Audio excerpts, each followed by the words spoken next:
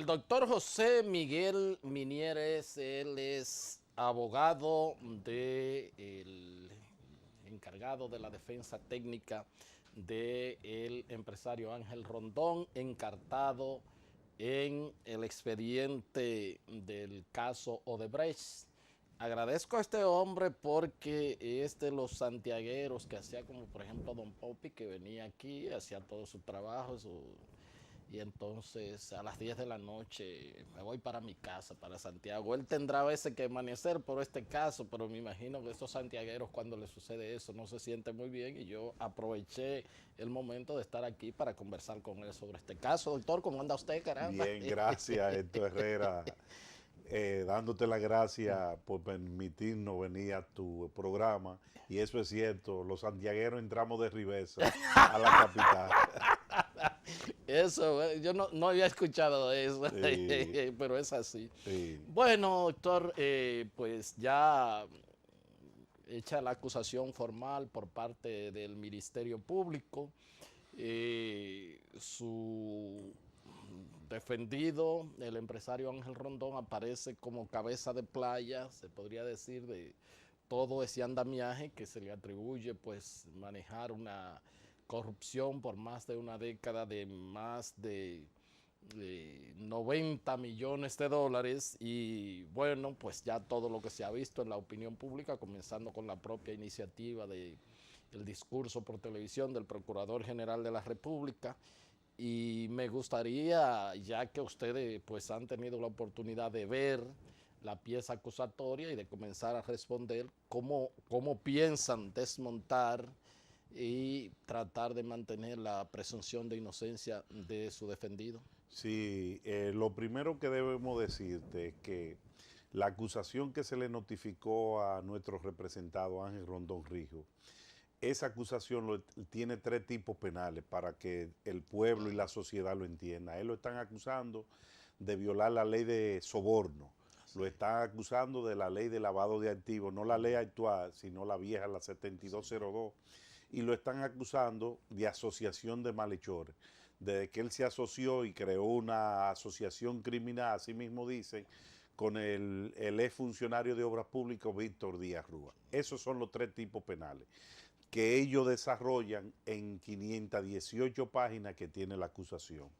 Pero en esas 518 páginas están todos los inmuebles de los 7 imputados, describiendo que ahí se pierden más de 300 páginas. Entonces, ¿qué es lo primero que debemos decirte y al pueblo en sentido general? Que el señor Ángel Rondón Rijo, desde el 2001, tiene un contrato con la constructora Norberto Odebrecht, y tiene 5 contratos con la constructora Norberto Odebrecht, donde ellos dicen en el acuerdo de lenidad en Brasil, homologado por un juez de Brasil, que él tenía 4 funciones en esos contratos: representante comercial, consultor jurídico, alquilaba equipo y era consorciado en algunas obras. Entonces, como consultor, a él le pagaban un 2%. En alguna obra, que lo dicen ellos en el acuerdo de lenidad aportado por el Ministerio Público, se gana un 30%, aparte de los alquileres de los equipos de pesado que él tenía. Entonces, esa era su modalidad de trabajar con la constructora Norberto Odebrecht. Todo ese dinero que aparece en la acusación de transferencia, ellos lo mandaban de una manera genérica. Hay dinero que el Ministerio Público tenía que individualizarlo y segregarlo. ¿Qué quiero decir? Que si ese ganó, por ejemplo, de los 136 millones, hay 83 millones que recibió del 2%, ellos deben de decir los otros 33 millones a qué capítulo pertenece, si al 30% de ese consorciado o de alquiler de equipo, que puede resultar que sea más de 136 millones de pesos que recibiera. Entonces, ninguna de esas transferencias, ninguna, dice de Odebrecht hacia República Dominicana, le estoy enviando 5 millones, 3 millones, 10 millones de dólares para que se lo den a X funcionario o a X legislador. Ninguna. Eso no aparece, eso es una novela de mal gusto. Eso de que él, entonces, el tipo penal que él le dice es que él influyó en los equipos, en los comités de licitación para adjudicarle esas 17 obras a Odebrecht. pero más aún, que él también influyó en el Senado, en la Comisión de Finanzas, tanto de la Cámara de Diputados como del Senado, para los financiamientos de las obras. Pero en ninguna de esas obras, de esas 518 páginas, aparece un cheque de Ángel Rondón dándole a un legislador. No aparece una transferencia para sobornar lo que lo vinculen a esos 17 contratos de obra. El cheque que aparece de Chu Vázquez, de 1 millón y pico de pesos, un cheque del 2009 y 2007, lo dice bien claro en Microfin, compra de ganado. Entonces, desde el 2007-2009, él está haciendo una negociación transparente y comercial. Por sí solo ese cheque no es un tipo penal. Entonces, ¿qué sucede? Que en la acusación, qué bueno que el pueblo lo sepa, a él lo figura como el eslabón en la cadena de soborno, que es el autor material de los sobornos. Entonces, ¿qué sucede? Que en el acuerdo de admisión de culpabilidad en Estados Unidos, Odebrecht dice que ellos fueron los únicos que sobornaron. Y el nombre de Ángel Rondón no aparece ni como cómplice ni como intermediario. En el acuerdo de lenidad de Brasil, ellos admiten en ese acuerdo, en la cláusula tercera A, que ellos son los únicos que directamente sobornaban. No aparece el nombre de Rondón, ni como intermediario, ni como cómplice. En el criterio de oportunidad que firma el Ministerio Público aquí en este país, en el artículo tercero, ellos admiten los hechos que son los únicos que cometieron los sobornos de una manera directa. Entonces, a mi cliente en la acusación lo están acusando de que directamente, en el mismo tiempo y en lugares diferentes, cometieron el mismo hecho. Dos personas. Eso es imposible, esa concurrencia de tipos penales. Podría existir si tuviera detallado o una coautoría o una complicidad, y ellos no desarrollan esa acusación ninguna de las dos. Entonces, eso de soborno, eso se le va a caer al Ministerio Público. Lo de lavado de activos todavía es peor. Ellos dicen que él manejó 985 millones de pesos entre más de 30 compañías de una manera ilícita, aparentando la de licitud.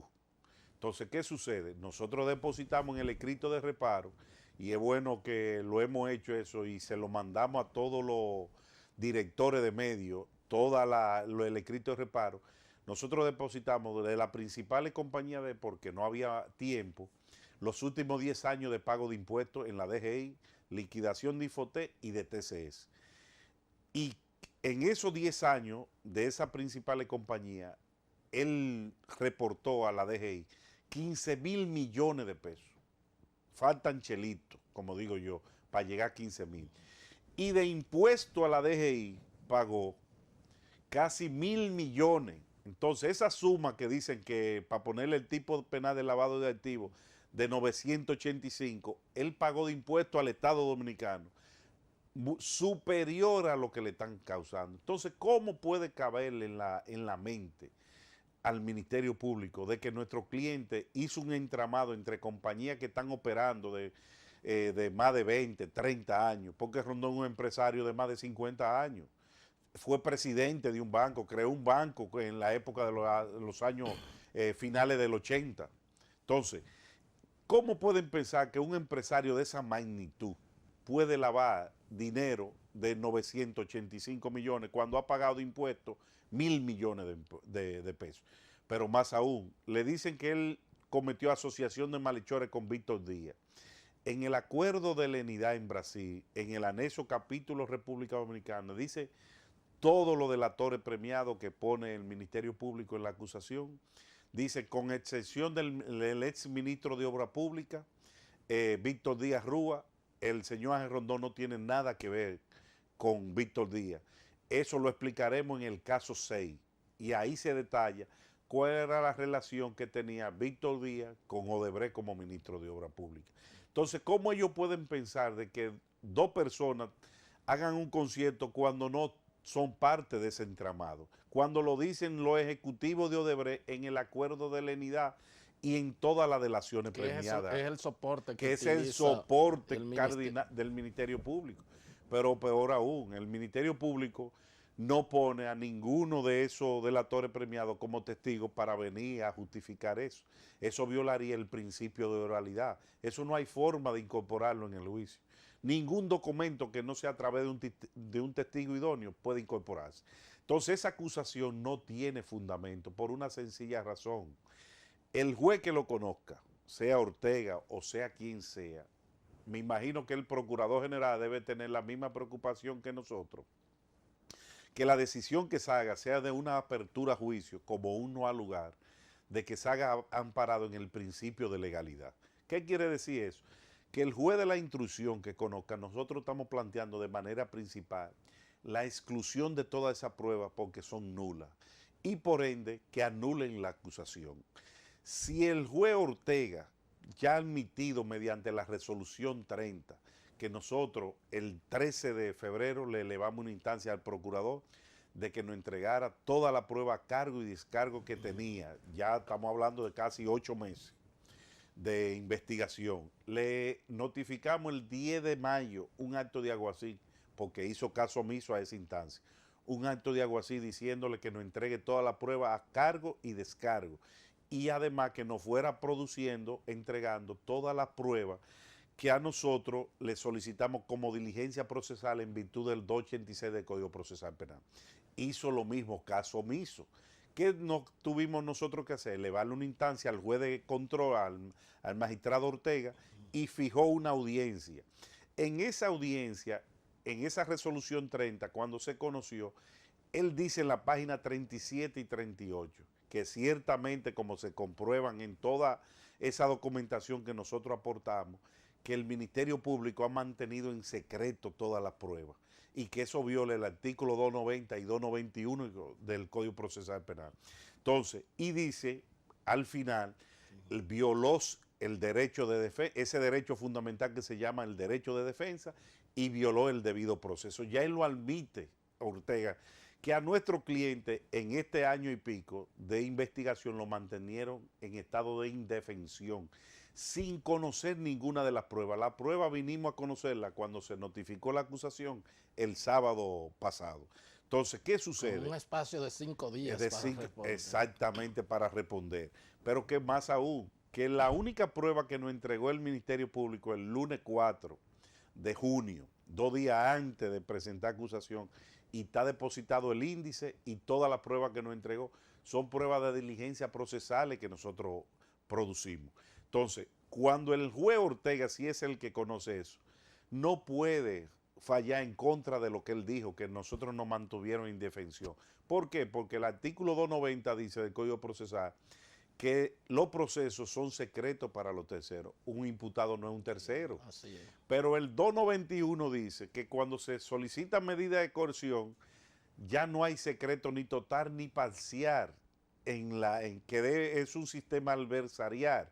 Entonces, ¿cómo el Ministerio Público puede pensar que un juez pueda admitir todas esas pruebas que en la acusación ellos presentan cuando eso viola el artículo 69, inciso 8 de la Constitución de la República, que dice que toda prueba recogida con inobservancia de la norma es nula?